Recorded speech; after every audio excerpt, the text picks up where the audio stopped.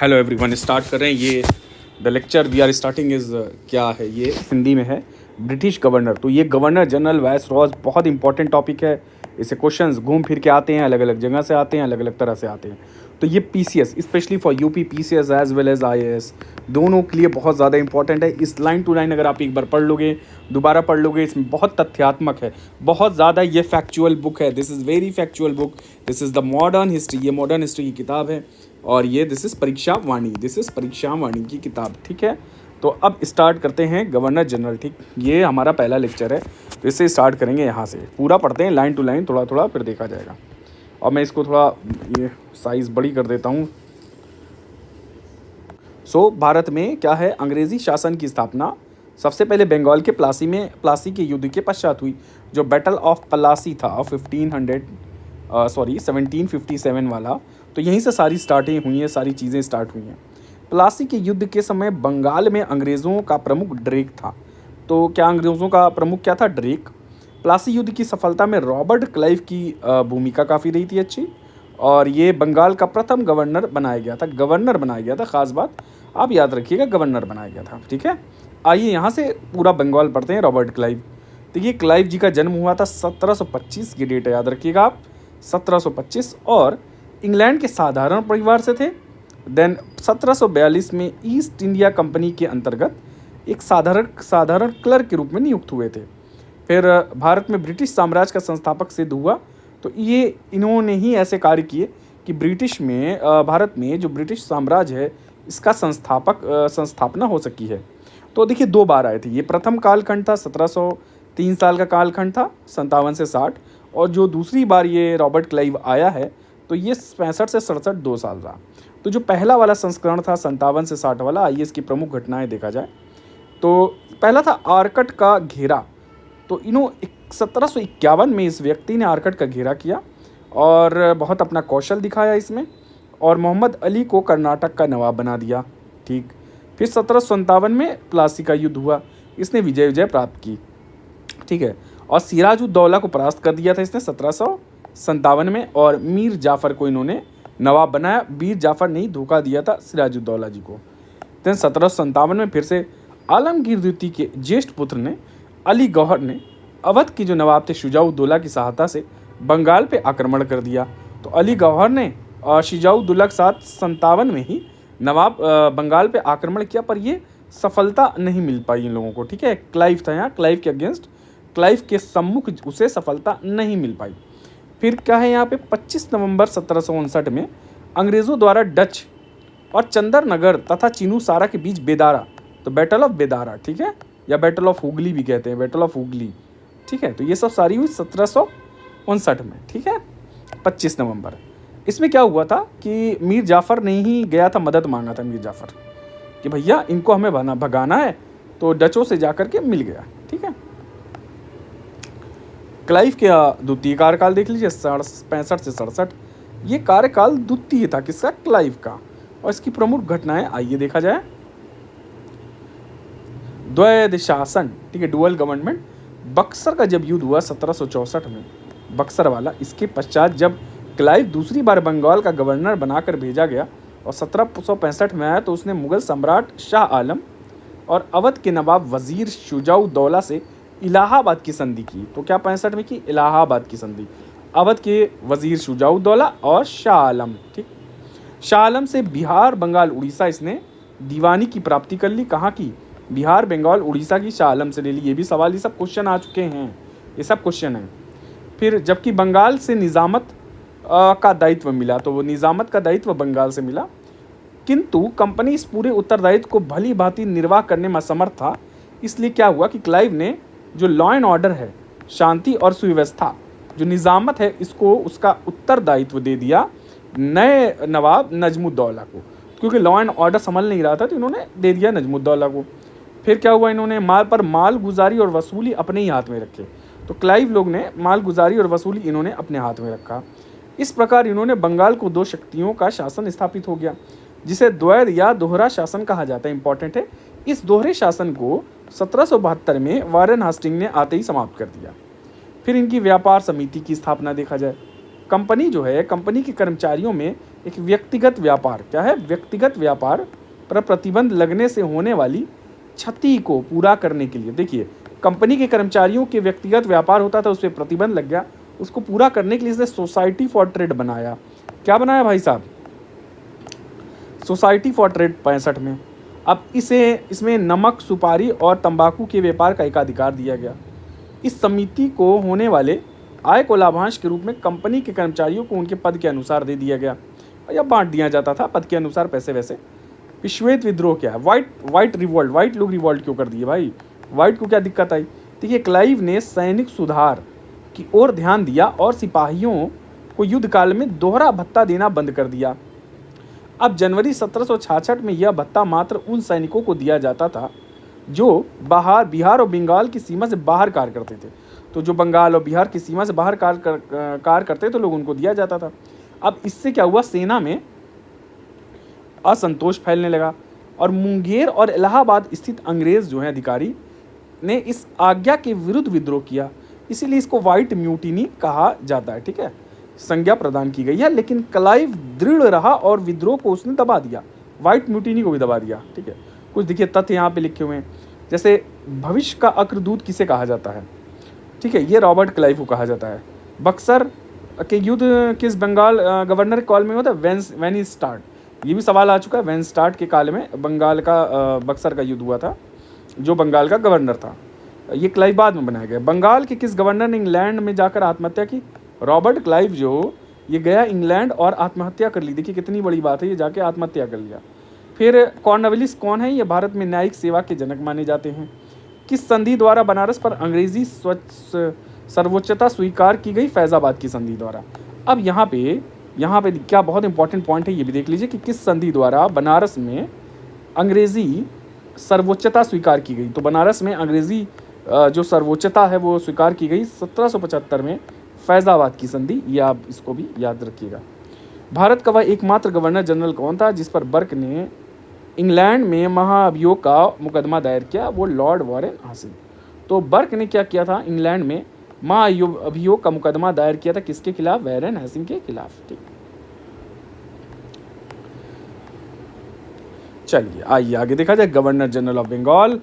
अब Warren Hasting ये governor general of Bengal हो गया, वो गवर्नर ऑफ बंगाल था। यहाँ से गवर्नर जनरल, इनका समय था 84 से 85 तक, 74 से 85 सॉरी। वॉरेन हास्टिंग को 1772 में बंगाल का गवर्नर बनाया गया और 1773 में रेगुलेटिंग एक्ट भी पास हो गया और कॉलेजिस्ट प्रणाली लागू की है इसी ने ही। ठीक है, जिसमें क्या था? एक अध्यक्ष होता था, 4 सदस्य होते थे और अध्यक्ष का जो नाम था वो गवर्नर जनरल था। ठीक है, इसी प्रकार 74 में क्या हुआ कि गवर्नर जनरल की उपाधि को प्रदान की गई। तो 74 में उसे क्या हुआ? गवर्नर जनरल की उपाधि भी प्रदान कर दी गई। ठीक है, भारत में अंग्रेजी राज्य के विस्तार एवं जो सुदृढ़ीकरण हुआ है भारत में, इन्हीं की भूमिका रही है और सब पॉइंट्स हैं। ठीक है, देख लीजिएगा आप। अब देखिए कुछ मेन पॉइंट देखते हैं। द्वैत शासन को इसने समाप्त कर दिया कब? 1772 में। अब बंगाल बिहार के नायाब सूबेदार मोहम्मद रज़ा खां और सिताब राय के दीवान से कार्यमुक्त हो गए। तो मोहम्मद रज़ा खां जो कि क्या नाम है, बंगाल के नायब सूबेदार थे, और सिताब राय जो दीवान थे, इनको मुक्त कर दिया गया। इन दोनों को दीवानी से मुक्त कर दिया गया। ये दोनों नायब सूबेदार थे, सिताब राय भी और ये भी। तो किसने किया? हेस्टिंग ने किया। किसने? हेस्टिंग ने। अब और देखते हैं। मुर्शिदाबाद के राजकोष हटाकर कलकत्ता में स्थापित कर दिया। बहुत इंपॉर्टेंट पॉइंट है। देन दो रेवेन्यू बोर्डों के स्थान पर उसने कलकत्ता में केवल एक रेवेन्यू बोर्ड, तो 2 रेवेन्यू बोर्ड हुआ करते थे, उसकी जगह एक रेवेन्यू बोर्ड हो गया, एक रेवेन्यू बोर्ड स्थापित कर दिया गया। ये भी किया है वॉरेन हास्टिंग ने। चलिए, कुछ व्यापारिक सुधार क्या किया? जो दस्तक प्रथा है, जो भी दस्तक प्रथा चल रही थी, उसको तोड़कर बंगाल व्यापार का सर्वसाधारण के लिए खोल दिया गया, मतलब सबके लिए हो गया। और गुमाश्तों को हटाकर बंगाल में स्वतंत्र व्यापार की प्रथा चलाई गई और कंट्रोलर ऑफ इन्वेस्टमेंट नियुक्त किया गया। ठीक है, कंट्रोलर ऑफ इन्वेस्टमेंट ये किस लिए होता था? व्यापारिक क्षेत्र में सुधार के लिए और भारतीय और यूरोपीय जो भी ट्रेडर हैं उनमें भेदभाव हटाने के लिए। तो किसके लिए किया गया? व्यापारिक क्षेत्र में कंपनी के यूरोपीय और भारतीय व्यापारियों के भेदभाव को हटाने के लिए। और ददनी प्रथा का अंत इन्होंने किया था और कलकत्ता में एक सरकारी टकसाल की स्थापना की। तो वैरेन हेस्टिंग अगर आप देखोगे तो ददनी प्रथा का अंत कर दिया, ददनी, फिर इन्हें क्या क्या टकसाल भी बनाए, ठीक है, ठीक है, दस्तक बंद कर दिया, दस्तक, ये सब सारे वैरेन हेस्टिंग के थे। अच्छा, ये ग्राफ दिया हुआ, ये थोड़ा ग्राफ बाद में देखेंगे, पहले यहाँ पे देख लिया जाए। देखिए 72 में क्या आया था, द्वैत शासन बंद हुआ, 73 में रेगुलेटिंग एक्ट आया, ये सब सारी, इस टकसाल भी 73 में ही हुआ था, और बनारस की प्रथम संधि यहाँ 73 में, फिर क्या नाम है, फैज़ाबाद की भी संधि। प्रथम एंग्लो मराठा युद्ध हुआ था 75 से 82 तथा नंद कुमार, तो नंद कुमार जी को मृत्युदंड कब मिला है, इनका भी अब इशू देखेंगे क्या है, 1775 में। फिर यहाँ पर 76 में पुरंदर की संधि हुई, ये हुई थी रघुनाथ राव से, याद रखिएगा इंपॉर्टेंट, वैरेन हेस्टिंग के पीरियड में 76 में रघुनाथ राव से वैरेन की पुरंदर की संधि हुई है।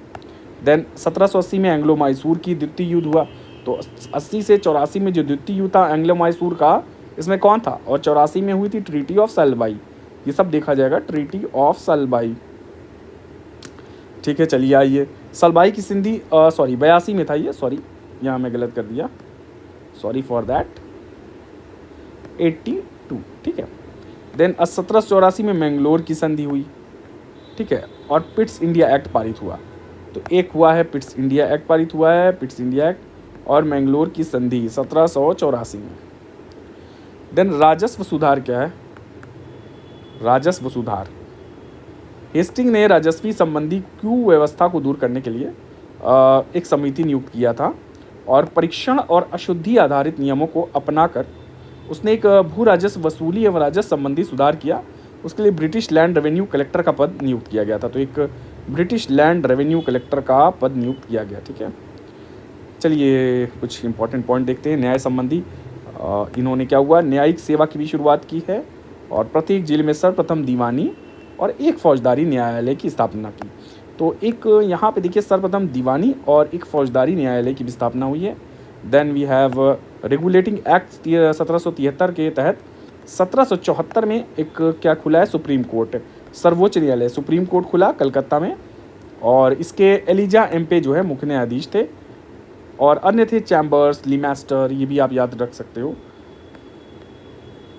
लीमास्टर एवं हाइड थे। हेस्टिंग ने एक हिंदू कोड को भी संकलित करने की व्यवस्था की, तो हिंदू कोड को भी संकलित करने की व्यवस्था की थी। आइए और देखा जाए, कुछ तथ्यात्मक चीज़ें हैं, जैसे यहाँ पे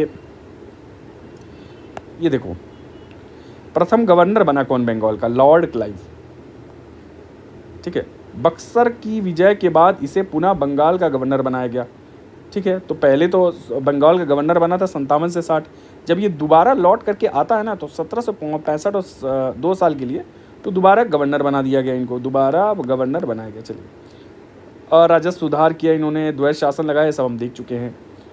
देखिए यहाँ पे है, पर्सिवल स्पीयर ने उसे भविष्य का अग्रदूत कहा, तो भविष्य का अग्रदूत क्लाइव को कहा है, और पर्सिवल स्पीयर ने कहा है, और इसने इंग्लैंड जाकर आत्महत्या कर ली, ये सब हो गया। 1760 में हॉलवेल आए थे, और ये ब्लैक होल की घटना का वर्णन इसी ने किया था। तो ये जो ब्लैक होल की घटना हुई थी, ब्लैक होल की घटना का वर्णन इसी ने किया था, कौन, हॉलवेल, 1760। यहाँ पे हेनरी वेनस्टार्ट है 1760 से 65 तक। वेनस्टार्ट कब थे, जब ये यहाँ पे देखिए 65 में तो लॉर्ड क्लाइव, ये रॉबर्ट क्लाइव आ गया, तो 60 और 65 के बीच में जो वैक्यूम पीरियड था, ये वेनस्टार्ट ने फिलअप किया, और वेनस्टार्ट जो है बक्सर के युद्ध में समय बंगाल का गवर्नर था, ठीक है। तो बक्सर का जब युद्ध हुआ तो क्लाइव गवर्नर नहीं था, बक्सर के युद्ध के समय में वेनस्टार्ट गवर्नर था। फिर यहाँ पे कौन आया है, हैरी वेल्स आए हैं, ये द्वैत शासन के समय बंगाल गवर्नर थे 67 से। तो बंगाल के गवर्नर कौन थे 67 से 69, ये क्यों दिख रहा है यहाँ, द्वैत शासन के, ये द्वैत शासन के समय ये बंगाल के गवर्नर थे, और यहाँ पे लॉर्ड क्लाइव को तो दोबारा बनाया गया था। एक मिनट,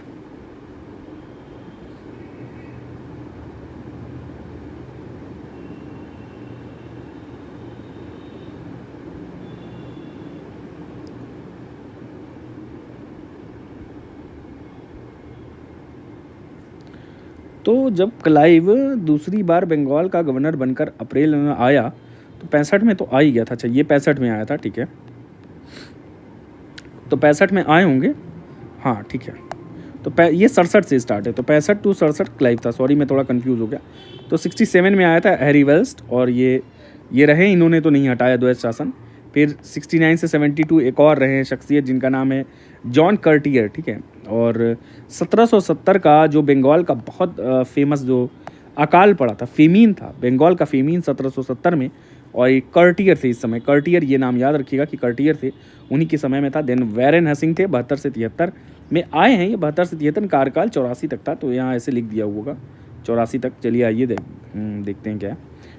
और यहाँ वैरेन हेसिंग बंगाल का अंतिम गवर्नर, द्वैत शासन समाप्त किया इन्होंने, और पहला गवर्नर जनरल बने ये, ठीक है। तो ये बंगाल का पहला गवर्नर जनरल बना, ठीक है। गवर्नर जनरल कौन बना? वैरेन हेसिंग, ठीक है। चलिए, क्या आप जानते हैं, यहाँ कुछ लिखा, क्या आप जानते, क्या जानते हैं? बनारस की प्रथम संधि जो 1773 में हुई, यह संधि अवध के नवाब शुजाउद्दौला और वैरेन हेसिंग के मध्य हुई थी। बनारस की संधि है ये। इसमें अवध के नवाब को 50 लाख रुपए के बदले कड़ा और इलाहाबाद के क्षेत्र कंपनी ने प्रदान किया। तो क्या हुआ कि अवध के नवाब को 50 लाख रुपए के बदले, तो अवध के नवाब ने 50 लाख दिया, तो कड़ा और इलाहाबाद का क्षेत्र कंपनी ने इनको दे दिया। फिर बनारस की जब द्वितीय संधि हुई थी 75 में, तो पहली संधि बनारस की 73, द्वितीय जो 75 की संधि थी बनारस की द्वितीय संधि, इसमें फैज़ाबाद की संधि भी कहा जाता है। तो अगर पूछा जाए तो बनारस की द्वितीय संधि को 75 वाली फैज़ाबाद की संधि भी कहा जाता है, ठीक है।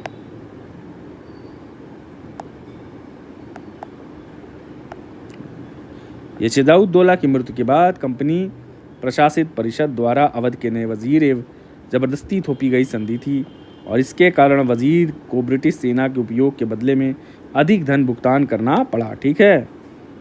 इस संधि द्वारा बनारस पर अंग्रेजी सर्वोच्चता स्वीकार कर ली गई। तो किसकी सर्वोच्चता? अंग्रेजी सर्वोच्चता बनारस पर स्वीकार कर ली गई। परिणाम स्वरूप 1781 में बनारस के राजा चेत सिंह ने विद्रोह कर दिया। तो बनारस के राजा चेत सिंह ने विद्रोह कर दिया कब? 1781 में, ठीक। अब ये सब संधियाँ उंधियाँ हुई इस वजह से।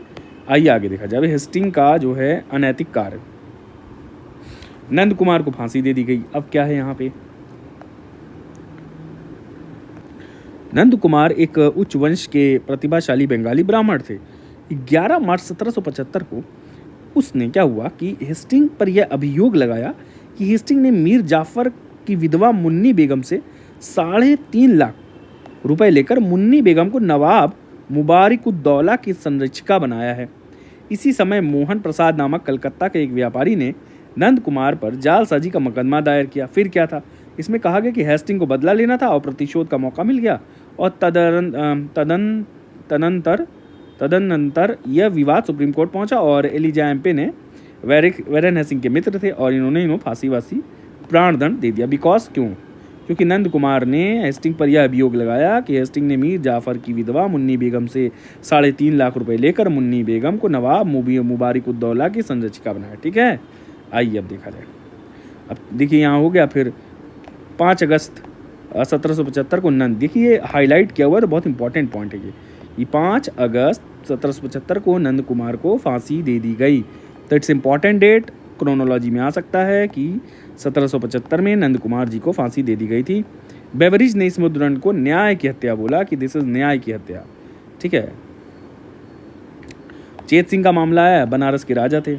1775 की फैज़ाबाद की संधि हुई। इसके अनुसार क्या हुआ कि ये वह कंपनी के अधीन आ गए थे। वैरेन हेस्टिंग ने उनसे धन की मांग की, और धन न मिलने पर जो भी हुआ, भाई गुस्साएगा आदमी ये कि अरे धन नहीं दिए, ये तो उनका अपमान हो गया ये सब। अंत में क्या हुआ? चेत सिंह भाग गए कहाँ? ग्वालियर की तरफ। और स्मिथ ने हेस्टिंग के इस कार्य को अन्यायपूर्ण और बुद्धिमत्ता से हीन, तो हेस्टिंग के काम जो था ये वाला अन्यायपूर्ण था और बुद्धिमत्ता के से हीन था।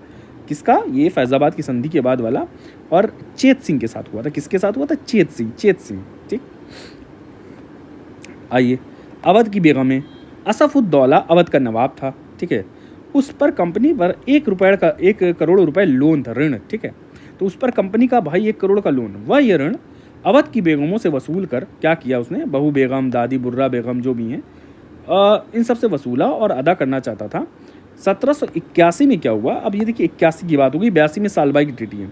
उसने बेगमों से रुपया मांगा, वैरन हेस्टिंग ने असफुद्दौला का साथ दिया और अवध की बेगमों के साथ क्रूरता, या लखनऊ आप जाएंगे तो बेगम हजरत महल भी आता है, ठीक है, ये सब वही सब बेगमें थी, क्रूरता का व्यवहार कर उनसे धन में भी बेगम हजरत महल जब 1857 का रिवॉल्ट हुआ था तब उन्होंने साथ दिया था।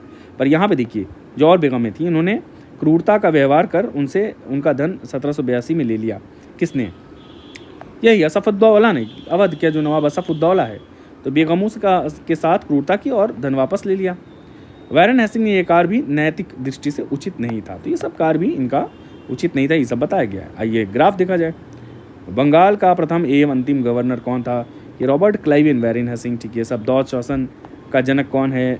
देखिए कर्टिस। तो द्वैत शासन का जनक की उपमा किसे प्रदान की गई है? लियोनेल जॉर्ज कर्टिस को प्रदान की गई है द्वैत शासन की जनक। बंगाल में द्वैत शासन का प्रारंभ तथा अंत, तो प्रारंभ हुआ था द्वैत शासन 1765 से 67 और एंड हुआ था 72 और 73 में। बट इसका जनक माना जाता है लियोनेल जॉर्ज कर्टिस, ठीक है, क्योंकि 60 से 65 तक तो कर्टिस ही था, हमने देखा 60 से 65 तक कर्टिस था, ठीक। किस गवर्नर की भूमिका बंगाल में सम्राट निर्माता की थी? Robert Clive. ये सब सारी चीज़ें हो गई हैं। पोस्ट मास्टर जनरल के अंतर्गत कलकत्ता जनरल पोस्ट ऑफिस की स्थापना किसने की? तो वैरन हेस्टिंग 1704। तो ये बहुत ही आप मेंस में इनरिचमेंट कर सकते हो आंसर की। पोस्ट मास्टर जनरल के अंतर्गत एक कलकत्ता जनरल पोस्ट ऑफिस किसने की है? वैरन हेस्टिंग ने स्थापना 1774 में। तो पोस्ट वाला जो पोस्ट ऑफिस खुला है वो इन्हीं के समय में। नागरिक सेवा में भर्ती किए गए युवकों को प्रशिक्षण करने हेतु कोलकाता में फोर्ट विलियम कॉलेज की स्थापना किसने की है? 1800 में वेलेस्ली ने की है, ठीक। कंपनी का कौन सा गवर्नर जनरल स्वयं को बंगाल का शेर कहता था? Lord Wellesley. तो बंगाल का शेर अपने आप को लॉर्ड वेलेस्ली कहता था और इन्होंने 1800 में William college, fort William college बनाया था ट्रेनिंग ऑफ द, प्रशिक्षण के लिए। किसके लिए? जो नागरिक सेवा में जा रहे हैं। कुछ इतिहासकारों ने कंपनी के किस गवर्नर को कंपनी का अकबर प्रदान किया गया है? लॉर्ड वेलेस्ली को कंपनी का अकबर। कंपनी का अकबर किसे कहा जाता है? लॉर्ड वेलेस्ली को कहा जाता है, ठीक है। वेल्यूर का सिपाही विद्रोह किस गवर्नर जनरल के समय हुआ? ये सर जॉर्ज बार्लो। तो जॉर्ज बार्लो जी के समय वेल्यूर का सिपाही विद्रोह हुआ। भारत में सिविल सेवा का जनक है कॉर्नवालिस। फिर बंगाल की स्थायी बंदोबस्त व्यवस्था किसने की? परमानेंट सेटलमेंट जो कहा जाता है, लॉर्ड कॉर्नवालिस 1793, ठीक है। भारत का प्रथम CICS था सत्येंद्रनाथ टैगोर जी थे। सत्येंद्रनाथ टैगोर जी 1863 में, देख लीजिए आप, 1863 की बात है, 1763 है या 1863? 1863 कि प्रथम भारतीय थे सत्येंद्रनाथ टैगोर। अंग्रेजों ने किस भारतीय कलेक्टर को नस्ली भेदभाव के कारण निलंबित कर दिया? तो सुरेंद्रनाथ बनर्जी जी को, जो असम के कलेक्टर के पद पर थे, इनको निलंबित किया गया था और ये नस्ली भेदभाव था, बिकॉज ऑफ नस्ली भेदभाव। बताइए डिस्क्रिमिनेशन हो रहा है। भारत में पुलिस सेवा का जन्मदाता कौन है? लॉर्ड कॉर्नवालिस है। लॉर्ड वर्ड ना लगाओ, ऐसे ही है। किस अधिकारी को कंपनी बहादुर का शान शौकत कहा गया? वो दरोगा को। तो कंपनी बहादुर का शान शौकत कौन था? दरोगा, ठीक है। किस एकमात्र गवर्नर जनरल की समाधि भारत में अवस्थित है? गाजीपुर में लॉर्ड कॉर्नवालिस की। तो गाजीपुर में लॉर्ड कॉर्नवालिस की समाधि 1805 में, ठीक है। भारत में जिला न्यायाधीश में मुंसब मजिस्ट्रेट के पदों का सृजन लॉर्ड कॉर्नवालिस। तो आज आप कल देखते हो ना, जिला न्यायाधीश, डिस्ट्रिक्ट जज, मुंसब मजिस्ट्रेट, जो जुडिशरी में जाते हैं वो पहले मुंसब मजिस्ट्रेट ही बनते हैं, ठीक है। तो लॉर्ड कॉर्नवालिस, जुडिशियल मजिस्ट्रेट कहा जाता है ये मुंसब, तो लॉर्ड कॉर्नवालिस ने किया था। भारत में किस गवर्नर जनरल के काल में चलती सर्किट कोर्ट, चलती ही फिरती कोर्ट थी? ये लॉर्ड कॉर्नवालिस ने किया था। हमने बिना अपने मित्रों को शक्तिशाली बनाए अपने शत्रु से पंगु बना दिया, ये क्या लॉर्ड कॉर्नवालिस ने? ये कुछ कथन था, ये तृतीय मैसूर विजय के संदर्भ में था, ये आप पढ़ लेना, ठीक है, पॉज करके एक बार। क्या है कथन, ठीक है, ये किसने किया था? कॉर्नवालिस ने। कुछ शक्ति, यहाँ देखो लाइन लिखी है, हमने बिना अपने मित्रों को शक्तिशाली बनाए अपने शत्रु को पंगु बना दिया। हेस्टिंग्स के अन्य प्रमुख कार्य देखिए क्या है। 1774 में रुहेलखंड का युद्ध हुआ, जिसमें अंग्रेज़ों की सहायता से अवध के नवाब ने रुहेलखंडों पर अधिकार कर लिया। तो ये अवध के नवाब थे, इन्होंने अंग्रेज़ों की मदद की और मिल करके दोनों ने रुहेलखंड पर अधिकार कर लिया, ठीक। ये 1774 की बात थी, जब ये नया नया हेस्टिंग आया था, 1-2 साल हुआ था। हेस्टिंग और सर विलियम जोन्स द्वारा 1784 में, हाँ, ये एशियाटिक सोसाइटी ऑफ बंगाल किसके टाइम में था? 1784 में। और ये सर विलियम जोन्स जो हैं, और हेस्टिंग के ही पीरियड था जो एशियाटिक सोसाइटी ऑफ बंगाल की स्थापना की गई। देन 1785 में वैरन हेस्टिंग ने क्या हुआ? इंग्लैंड लौटने के बाद हाउस ऑफ लॉर्ड्स में उसके विरुद्ध एक एडमंड बर्ग और चार्ल्स इन फॉक्स शोर्डेन और गिलबर्ट द्वारा इम्पीचमेंट हुआ। तो इम्पीचमेंट किसका हुआ था? ये यहाँ वैरेन हेसिंग का हुआ 85 में जब लौटा, हाउस ऑफ लॉर्ड्स में हुआ, उसके विरुद्ध एडमंड बर्ग द्वारा चार्ल्स जेम्स फॉक्स, तो यहाँ लिख दो एडमंड बर्ग, चार्ल्स जेम्स फॉक्स, और कौन थे व्यक्ति? शेरेडिन और गिलबर्ट। तो एक गिलबर्ट हो गए, शेरेडिन कैसे लिखा जाता है? शेरेडिन कुछ ऐसे होगा। तो इन लोगों ने क्या हुआ? इम्पीचमेंट किया इन लोगों के खिलाफ। और देखिए MPPCS का ये सवाल आया हुआ है। एडवर्ड लॉ फ्लूमर और हॉलास द्वारा उनकी रक्षा की गई। अब इनकी रक्षा कौन कर दिया भैया? ये आगे रक्षा करने के लिए कौन आए? एडवर्ड लॉ, फ्लूमर और हलास द्वारा रक्षा भी की गई। यह केस 7 वर्षों तक चला और हेस्टिंग को दोष मुक्त कर दिया गया। तो भाई गिल्टी नहीं थे, ये दोष मुक्त हो गए 7 वर्ष तक चलने के बाद। अब आया है जॉन मैकफरसन। ये देखो कौन है जॉन मैकफरसन, 85 से 86, बस 1 साल का कार्यकाल है, ज़्यादा है ही नहीं, ठीक, पूछ सकता है। देन लॉर्ड कॉर्नवालिस के बीच में, अगर पूछा जाए कि दोनों के बीच में एक था तो सर जॉन मैक्सफरसन था भैया, हेस्टिंग और कॉर्नवालिस के बीच में। अगला कॉर्नवालिस वाला आया है 86 से 93। Let me see the time. फिर कॉर्नवालिस ने भारत में इस शर्त पर आना स्वीकार किया था कि गवर्नर जनरल के साथ साथ वो प्रधान सेनापति भी होगा। ये सब सारी चीज़ें थीं। और पार्लियामेंट ने 1786 में एक्ट पास करके गवर्नर जनरल और सेनापति का पद एक कर दिया। तो बिकॉज इनकी जो कॉर्नवालिस की मांग थी कि भैया दोनों पद हमारे पास होना चाहिए, तो 86 में एक एक्ट पास हुआ और इसके ज़रिए क्या हुआ कि गवर्नर जनरल और सेनापति का पद एक कर दिया गया। गवर्नर जनरल को एक अधिकार दिया गया कि विशेष परिस्थितियों में वह काउंसिल के बहुमत की उपेक्षा कर सकता है। इस तरह वो शक्तिशाली हो गया। व्यापार में कुछ सुधार देख लीजिए इनके। जुलाहे तथा अन्य कारीगर केवल उतना माल ही कंपनी को देने के लिए बाध्य होंगे जितनी की उनकी पेशगी दी गई है। ठीक है, ये व्यापारिक सुधार था। कंपनी के नौकरों को माल के ठेके देने की प्रथा समाप्त। तो जो कंपनी के जो नौकर काम कर रहे हैं, जो भी ऑफिशियल्स हैं, उनको जो ठेका था माल का नहीं दिया जाएगा। और दूसरा था जुलाहों और अन्य कारीगरों से उतने ही माल लिए जाएंगे जितने की मांग की गई। न्याय संबंधी देखिए क्या है कॉर्नवालिस का। देखिए न्याय संबंधी देखते हैं। इसके पहले तो आपने सारा देखा जुडिशरी सिस्टम, ये सब तो आ ही गया था सारी चीज़ें।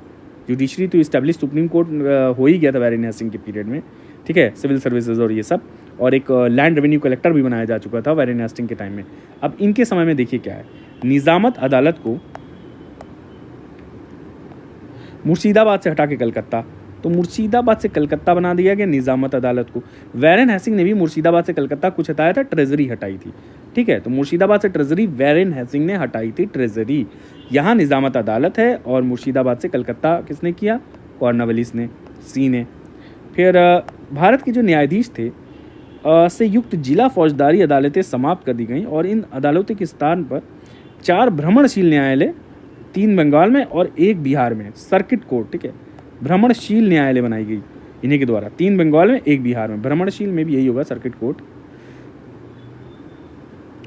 चलती फिरती किसने? कॉर्नवालिस के टाइम में। ठीक है, सही है।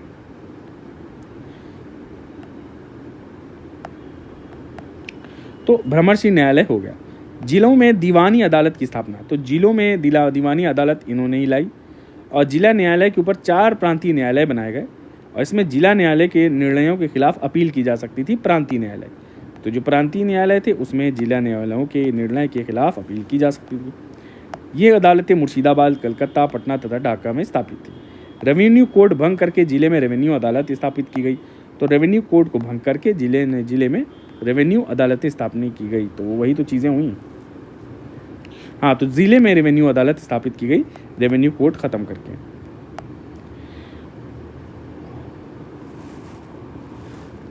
सारे कानूनों को संग्रह किया गया जिसमें कॉर्नवालिस कोड कहा जाता है। ये 1793 में किया गया था और उसने कर तथा न्याय प्रशासन को पृथक कर दिया।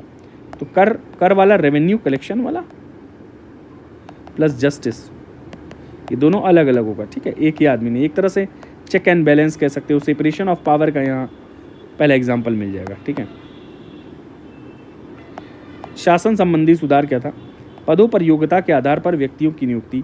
तो ये देखता था कि जो भी हैं वो योग्य हैं कि नहीं हैं। योग्यता के आधार पर, skills, you have the skills कि नहीं, यू हैव द कैपेबिलिटी कि नहीं, नियुक्तियाँ करने लगा था। कारण स्वरूप कॉर्नवालिस को भारत में सिविल सर्विसेज का फादर भी कहा जाता है, जनक। जमींदारों के हाथ से पुलिस कार छीन लिया गया। तो जो ज़मींदारों को जो पुलिस कार मिला था उसको कॉर्नवालिस ने छीना। और ज़मींदार कितना गुस्सा हुए होंगे कॉर्नवालिस के खिलाफ कि यार हमें पुलिस का कार था वो छीन लिए तुम। और ज़िले में 20-30 वर्ग मील के क्षेत्र में एक थाना बनाया गया और इसका थाने का था दरोगा। ये नए अधिकारी के अंतर्गत रखा गया और इसका कार्य निगरानी का कार्य मजिस्ट्रेट के हाथों में दे दिया गया। तो आज भी मजिस्ट्रेट जाते हैं थाना दिवस पे, थाना चेक करते हैं, तो वही चीज़ है। मजिस्ट्रेट गया अधिकारी के पास, दरोगा थाना गया और दरोगा को चेक किया। तो वो प्रथा एक कॉर्नवालिस के टाइम से ही चली आ रही है। इस प्रकार दरोगा दीवानी वाले प्रांतों में कंपनी सरकार को चलाने का एक नया साधन बन गया था और कंपनी बहादुर की शान व शौकत कहा गया इसे। तो ये किसानों की नज़र में कंपनी बहादुर की शान व शौकत था, कंपनी बहादुर की शान व शौकत। यारो 2021 में पूछा गया, बहुत इंपॉर्टेंट। ये कंपनी बहादुर की शान व शौकत कौन किसानों को कौन कहा गया? दरोगा को कहा गया था। पुलिस सेवा का भी जन्मदाता कौन है? कॉर्नवालिस। हु इज़ द जन्मदाता पुलिस सेवा का? ये भी कॉर्नवालिस। भारतीय को उच्च पदों पर नियुक्त करना बंद कर दिया गया। तो यहाँ पे एक चीज़ हुई है कि भारतीयों को जो उच्च पद थे उस पर नियुक्त करना बंद कर दिया गया था। 1793 में भूमि स्थायी रूप से ज़मींदारों की थी। तो परमानेंट सेटलमेंट जो स्टार्ट हुआ 1793 से हुआ। इसको इस्तेमारी बंदोबस्त या स्थायी भूमि कर प्रबंधन भी कहते हैं। दास व्यापार और दासों के निर्यात पर रोक लगाया। तो दास व्यापार और दासों के निर्यात पर 1789 में प्रतिबंध लगाया। तो पहली बार अगर आपसे पूछे तो ये आ जाएगा इन्हीं का कि दास व्यापार और दासों के निर्यात पर 1789 में ये प्रतिबंध लगाया गया था। एक्ट वैक्ट और बाद में आया है, वो सब देखा जाएगा। तृतीय जो मैसूर हुआ टीपू के साथ पराजित करके, श्रीरंगम की जो ट्रीटी थी वो 70 से 92 वाली, ये तीसरी वाली थी। ये किसके साथ हुई थी? ये इन्हीं के समय में हुई थी, कॉर्नवालिस के समय में। अब आते हैं जॉन शोर आता है 93 से 98 लगभग। जॉन शोर भी 5 साल रहता है कॉर्नवालिस के जाने के बाद।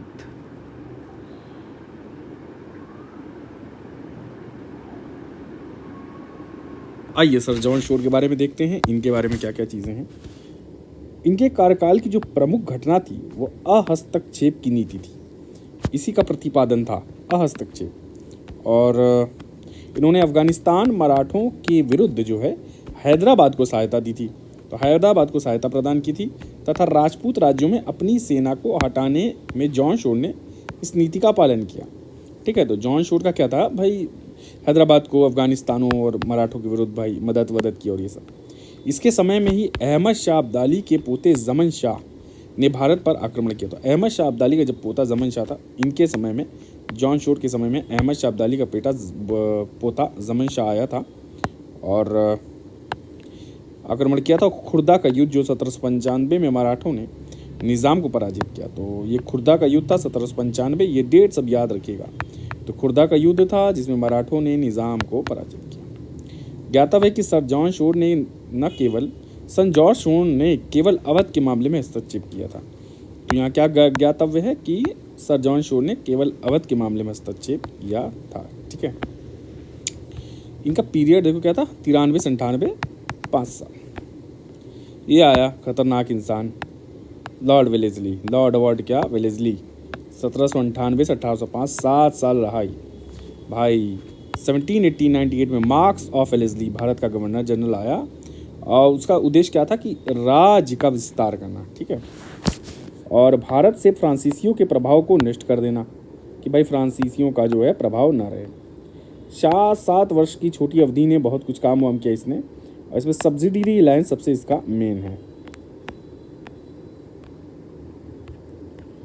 ठीक है, इसके अंतर्गत क्या था, देशी नरेश, जो भी देशी नरेश हैं, राजा वाजा हैं, वो कंपनी की सेना को तथा एक ब्रिटिश रेजिडेंट रखते थे और इन सब के बदले एक निश्चित रकम कंपनी को देते थे। इस व्यवस्था के अंतर्गत निज़ाम 1798 में आया, फिर मैसूर 99 में, तंजौर 99 में, अवध है 1801, पेशवा 1802, भोसले बरार के 1803 में आए, सिंधिया 4 में आए, होलकर 1818, सबसे लास्ट में देखिए होलकर ही आ रहे हैं। फिर जोधपुर, जयपुर, मछेरी, बूंदी तथा भरतपुर से भी संधि हुई। तो ये सब सारे आए सब्सिडियरी अलायंस में। ठीक है, इसको सहायक संधि कहा जाता है, इंग्लिश में कहा जाता है सब्सिडियरी अलायंस। ठीक है, सब्सिडियरी अलायंस, सब्सिडियरी अलायंस। ठीक, इसको कहा गया। आगे देखते हैं इसके बारे में क्या है। सबसे पहली बार ये जो ड्यूप्लेक्स ने किया था, ड्यूप्लेक्स या ड्यूप्ले कहा जाता है, ड्यूप्लेक्स ने सबसे पहले सहायक संधि का प्रयोग किया था। यहाँ सबसे पहले की बात की जाएगी तो पहले द्वारा किया गया था। वेलेस्ली के अन्य प्रमुख कार्यों का विवेचन, तो वेलेस्ली के और काम देख लिया जाए तो ड्यूप्ले ने ये पहले यूज़ कर चुके थे। वेलेस्ली के कुछ कार्य देखते हैं। 1799 में क्या हुआ था कि वेलेस्ली ने पुर्तगालियों की अनुमति एवं सहयोग से गोवा में अंग्रेजी सेना नियुक्त कर दी। तो अंग्रेजी सेना नियुक्त की थी 99 में पुर्तगालियों की अनुमति से।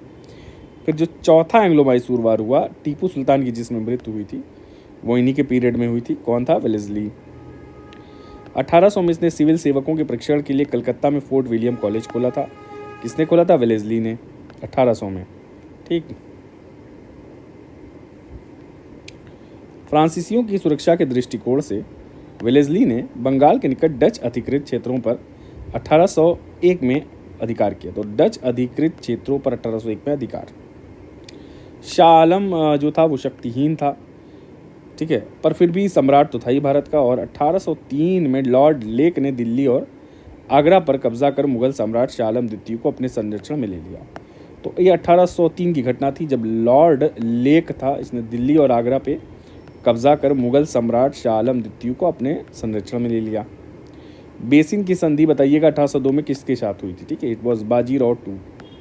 ठीक है, ये पता कर लीजिए, आप कंफर्म करिएगा। ठीक है, 3 में एंग्लो मराठा वॉर हुआ था और 2 में जो है बाजीराव टू के साथ। देन वेलेस्ली ने 1799 में मेहंदी अली खां और 1800 में मैल्कम को अपना राजदूत बनाकर फारस के शाह दरबार में भेजा था।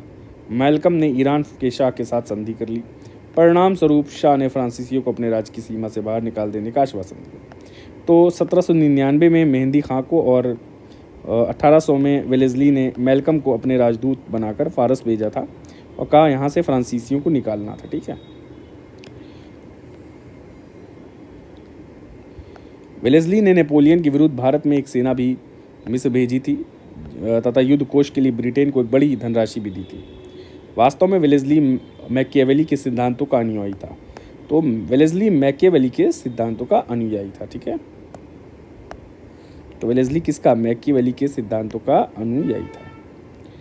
इस संबंध में पी रॉबर्ट्स का कहना है, यदि क्लाइव ने भारत में ब्रिटिश साम्राज्य को जन्म दिया और वैरन हेस्टिंग्स ने गंभीर कठिनाइयों में उसकी रक्षा की, तो वेलेस्ली को इस बात का श्रेय दिया जा सकता है कि उसने भारत में ब्रिटिश साम्राज्य के नैतिक और राजनीतिक महत्व को समझा। तो यहाँ ये कहा गया है कि यदि क्लाइव ने भारत में ब्रिटिश साम्राज्य को जन्म दिया है और वैरन हेस्टिंग्स ने गंभीर कठिनाइयों में उसकी रक्षा की, तो वेलेस्ली को इस बात का श्रेय दिया जा सकता है कि उसने भारत में ब्रिटिश साम्राज्य के नैतिक और राजनीतिक महत्व को समझा। ठीक, 1805 में वेलेस्ली को वापस बुला लिया गया था। उसके बाद कॉर्नवालिस पुनः गवर्नर जनरल बनकर भारत आया। तो लॉर्ड कॉर्नवालिस दोबारा आया था पर मर के यहीं दफन हो गया गाजीपुर में। तो उस समय उसकी अवस्था 67 वर्ष थी।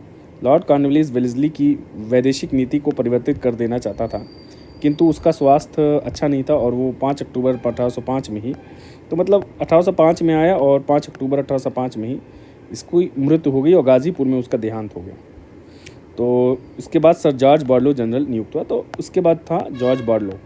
ठीक है, तो मेन कहने का मकसद ये है कि ये सब हो गया। ये बचा हुआ है कि लॉर्ड वेलेस्ली सहायक संधि प्रणाली का जन्मदाता नहीं था, अपितु फ्रांसीसी गवर्नर ड्यूप्ले था। ड्यूप्ले ने प्रथम यूरोपियन यूनियन था जो 1748 में कर्नाटक और हैदराबाद के उत्तराधिकार युद्धों में अपनी सेना को किराए पर दिया था। अंग्रेज़ों ने सर्वप्रथम 1765 में अवध की सहायक के साथ सहायक संधि की थी। तो अंग्रेज़ों ने भी 1765 में अवध के साथ सहायक संधि की थी। इसमें कंपनी के निश्चित धन के बदले अवध की सीमाओं की रक्षा करने का वचन दिया, किंतु सहायक संधि प्रणाली को परिष्कृत और विकसित स्वरूप प्रदान करने में लॉर्ड वेलेस्ली का अमिट योगदान था। ठीक है, अमिट योगदान था। उसने अपने संपर्क में आने वाले समस्त देश राजाओं के ऊपर सहायक संधि लागू कर दी। ध्यातव्य है कि सर्वप्रथम 1798 से 1800 ई में वेलेस्ली ने हैदराबाद को साथ सहायक संधि की। उपर्युक्त विवेचन में स्पष्ट है कि भारत में सिवाय सहायक संधि अधिरोपित करने वाला प्रथम यूरोपियन जो था, तो पहले यही कहना सब ये सब पूरा ये कचड़ पचड़ कि ड्यूप्ले था। ठीक है, इतना लिखे हो ऐसे हैं। अब यहाँ देख लो 1765 में अंग्रेज़ों के साथ सहायक संधि को अंग्रेजी प्रथम देशी राज्य अवध बना था कि अंग्रेज़ों के साथ सहायक संधि को अंगीकृत करने वाला प्रथम देशी राज्य ये बना। और उल्लेखनीय कि लेस्ली द्वारा परिष्कृत सहायक संधि को संविधान हैदराबाद के निज़ाम ने स्वीकार किया था। तो सबसे पहले हैदराबाद के निज़ाम ने स्वीकार किया था। ठीक है, ये मैं घटना चक्र का लेक्चर लूँगा तो उसमें घटना चक्र में कवर हो जाएगी चीज़ें। ठीक है, ये सब घटना चक्र में मेंशन है। कुछ चीज़ें जो छूट गई हैं वो हैं यहाँ पे। चलिए यहाँ से अब देखना है जॉर्ज बार्लो। 1805 में जॉर्ज बार्लो देखते हैं, कितना समय बचा है अभी। तो हम ख़त्म करते हैं थोड़ा सा। जॉर्ज बार्लो जो है अगले लेक्चर में करेंगे। धन्यवाद।